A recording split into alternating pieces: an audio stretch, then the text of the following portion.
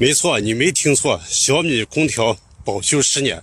结果我仔细一查，说小米空调室外机是赠送的，不在保修范围内。这个文字游戏玩的真是太夸张了。我一个做2手空调的也没敢这么玩。空调的核心部件就在室外机，它的核心中的核心就是个压缩机。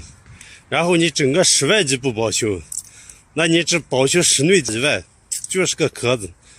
你保修啥？该保修就保修。